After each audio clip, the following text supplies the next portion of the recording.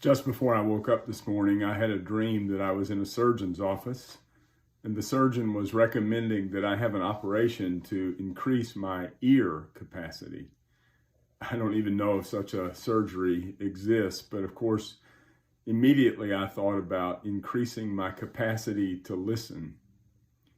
And that reminded me of a passage in Isaiah chapter 50, where a servant of God is singing and praying about the ministry that servant has among God's people. And one of the things the servant says is, "The Lord God has given me the tongue of a teacher, that I may know how to sustain the weary with a word.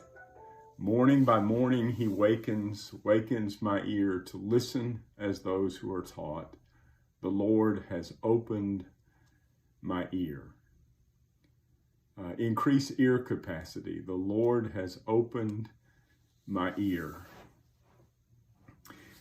Douglas Steer, a wonderful Quaker teacher of an earlier generation, in his book, On Listening to Another, said that a prophetic ministry is a listening ministry.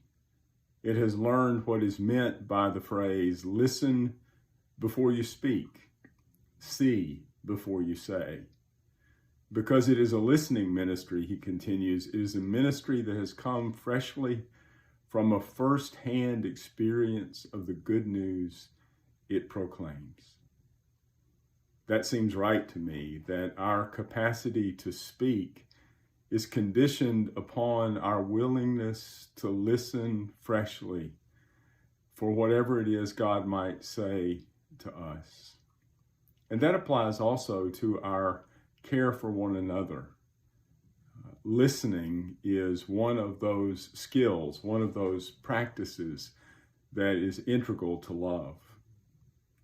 Steer also says to listen another's soul into a condition of disclosure and discovery may be almost the greatest service that any human being can perform for another. To listen, there can be no bottom to the caring for each other.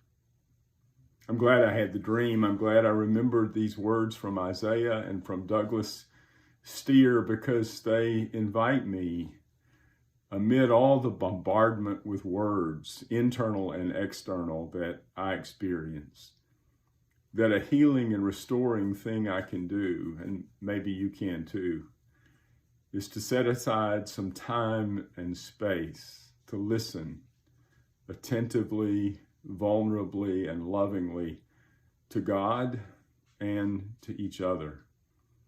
Increase our ear capacity, our ability to listen.